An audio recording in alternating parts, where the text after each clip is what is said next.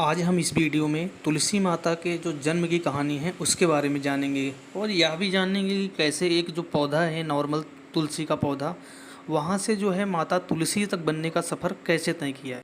और हम यह भी जानेंगे कि भगवान विष्णु के साथ माता तुलसी का रिश्ता क्या है और वह रिश्ता शुरू कैसे हुआ, क्योंकि यह जानना बहुत ज़्यादा ज़रूरी है कि जहाँ भी तुलसी माता का पेड़ होता है वहाँ पर आप देखोगे तो एक शालीमार जो कि एक पत्थर के रूप में पड़ा होता है, वह भी पत्थर साथ में ही माता तुलसी के साथ में रखा जाता है। तो वह जो भगवान विष्णु का रूप है, वह शालीमार का जो पत्थर है, वह ऐसा क्या है कि जो है तुलसी माता के साथ उसको रखा जाने लगा। इसके बाद हम यह भी जानेंगे कि तुलसी माता को मुख्यतः जो है आंगन में ही क्यों रखा जाता है, या फिर आपके जैसे घर के बिल्कुल बगल में जो जगह खाली होती है वहाँ पे रखते हैं। और उसके बाद तुलसी माता की जैसे पूजा की जाती है सुबह भी और शाम को भी। सुबह जब पूजा करते हैं तो माता को जो है जल चढ़ाया जाता है और शाम माता की आरती की जाती है और दीपक जलाया जाता है। तो यह भी हम इसके बारे में जानेंगे। तो चलिए वीडियो को शुरू करते हैं। अगर चैनल पे नए हैं तो चैनल को सब्सक्राइब कर लें, वीडियो को लाइक और शेयर करें। और हाँ, वीडियो को पूरा देखेंगे आप, ठीक है, तभी आपको पूरी जानकारी जितनी मैंने बताई वो सारी आपको जानकारी मिल पाएगी। माता तुलसी के जन्म के बारे में ऐसा कहा जाता है कि पौराणिक कथाओं के अनुसार माता तुलसी का जन्म उस समय हुआ जब जो है समुद्र मंथन हुआ था। उस समय जो है जब अमृत निकला था और उसको लेकर जो है देवताओं और राक्षसों में लड़ाई छिड़ गई थी।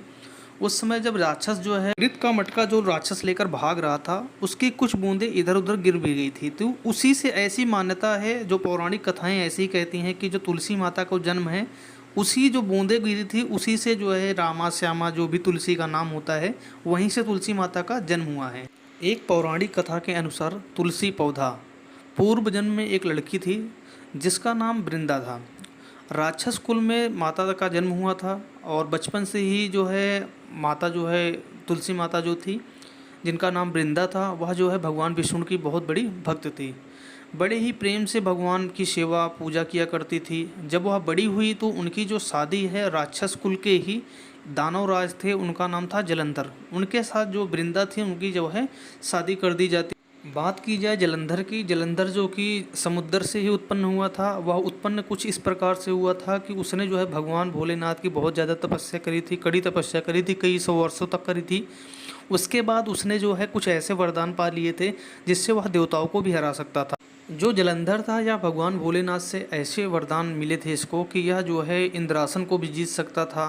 तो और किसी भी देवता से यह जो है लड़कर जीत सकता था, क्योंकि भगवान भोलेनाथ ने इसको ऐसा आशीर्वाद दिया था। इसीलिए यह जो है समुद्र से उत्पन्न हुआ जो जलंधर राक्षस था यह किसी से डरता नहीं था। वहीं दूसरी तरफ बात की जाए जो वृंदा थी तुलसी माता, वह जो है काफ़ी पतिव्रता स्त्री थी और सदा अपने पति की सेवा में लगी रहती थी।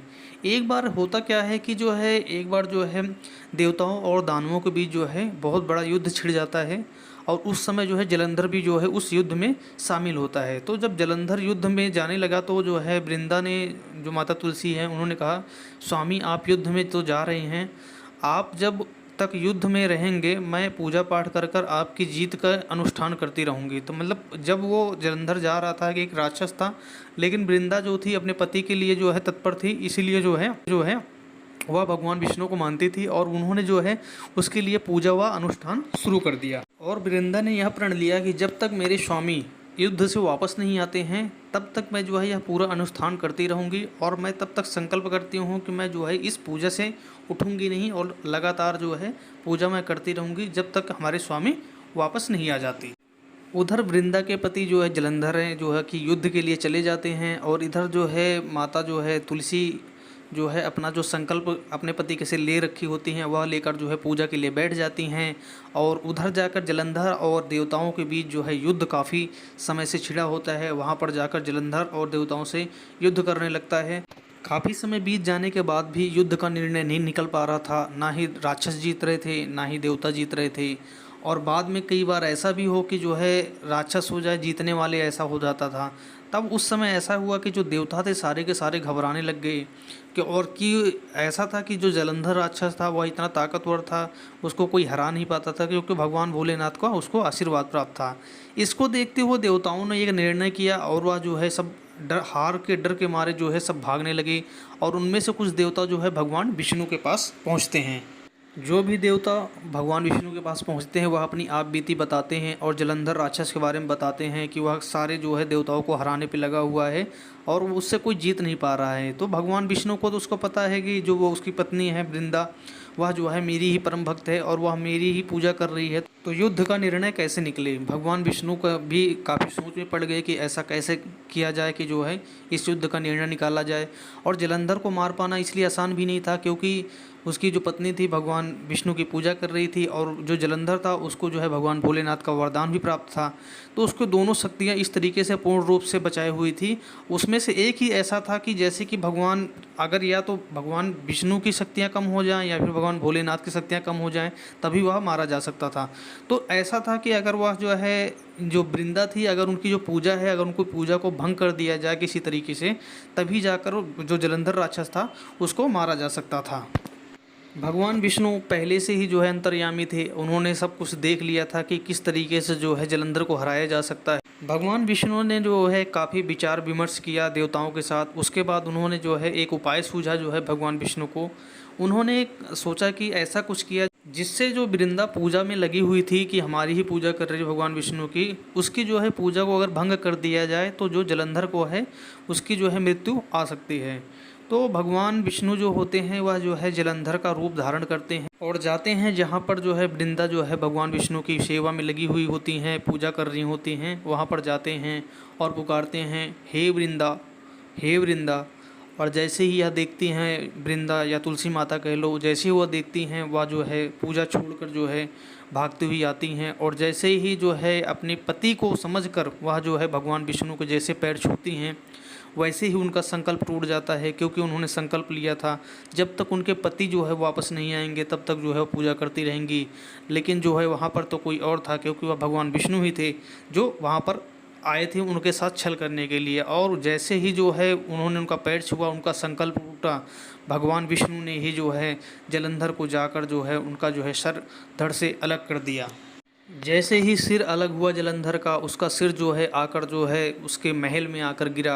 और जब वृंदा ने देखा उसके पति का सिर वहाँ कटा पड़ा हुआ है तो वृंदा देखकर आश्चर्यचकित हो जाती है कि मेरे सामने कौन खड़ा है और यह कौन है जो कि जिसके मैंने पैर छुए, यह तो मेरे पति नहीं है, मेरे पति का सिर तो अभी आकर जो है कट के गिर गया। तो जो है वह पूछती हैं कि आप कौन हैं और हमें दिखाइए। तो उस समय जो है भगवान विष्णु अपने रूप में आ जाते हैं और वृंदा को सारी बात बताते हैं कि जो आपका पति था वह क्रूर और निर्दयी था, वह लोगों पर अत्याचार करता था, देवताओं से भी वह युद्ध करने के लिए और उनको हराने के लिए आगे बढ़ रहा था।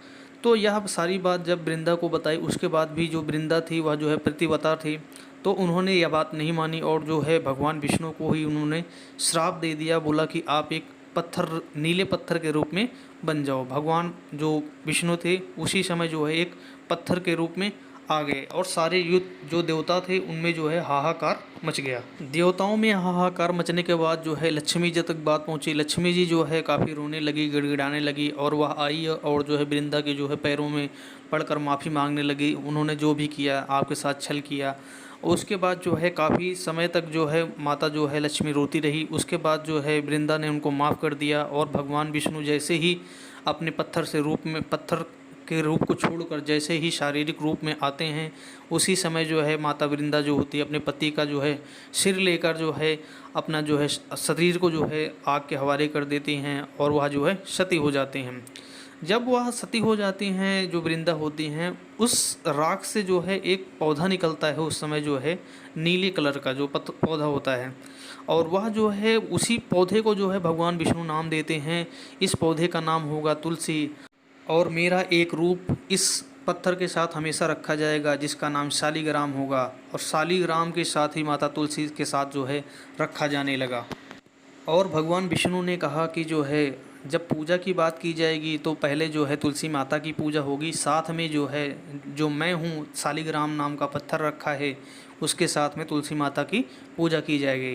और भगवान विष्णु ने कहा कि जो कभी भी अगर मेरे को भोग लगाना है तो पहले जो है तुलसी माता का जो है पत्ता आपको साथ में रखना पड़ेगा, तभी मैं जो है वह भोज स्वीकार करूँगा। और आप लोग अभी भी देख सकते हैं, जब भी भगवान विष्णु की पूजा की जाती है, बृहस्पतिवार की पूजा की जाती है, तब भी जो है माता तुलसी का जो है पत्ता, या कोई भी प्रसाद होती है, कोई भी पूजा होती है, उसमें तुलसी माता की पत्ते के साथ में जो है कुछ भी होता है तो तुलसी माता का पत्ता ज़रूर उसमें लगाया जाता है, तभी जो है उस भोग को आगे ग्रहण करवाया जाता है। किसी भी भगवान को ऐसी मान्यता है।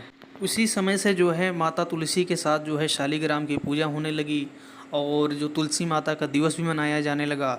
और तुलसी माता को मुख्यतः जो है कार्तिक मास में जो है बहुत ज़्यादा उनकी पूजा अर्चना की जाती है। इसके अलावा जैसे देव उठावनी एकादशी है, उस दिन जो है तुलसी माता की ऐसी मान्यता है कि विवाह भी हुआ था। यह थी पूरी कहानी, जो कि एक साधारण लड़की वृंदा से आगे चलकर जो है पतिव्रता कहलाई, और बाद में जो है वह जो है तुलसी माता के नाम से जानी गई।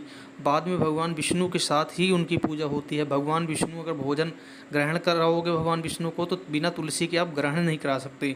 तो यह एक देखने वाली बात है कि जो माता तुलसी हैं उनका महत्व कितना बड़ा है, कि भगवान विष्णु भी साथ में उनके शालिग्राम पत्थर के रूप में जो है पूजे जाते हैं। और इस कहानी से हमें यह भी शिक्षा मिलती है, जो वृंदा के पति जो जलंधर थे, वह एक राक्षस कुल के थे, और वह भी हार नहीं मानने वाले थे। उनको ऐसे वरदान मिले हुए थे, लेकिन भगवान विष्णु ने जो है छल करके उनका वध करवा दिया। तो यह भी एक देखने वाली बात है कि भगवान विष्णु ने जो रचा हुआ है वह भगवान विष्णु ही ख़त्म करेंगे।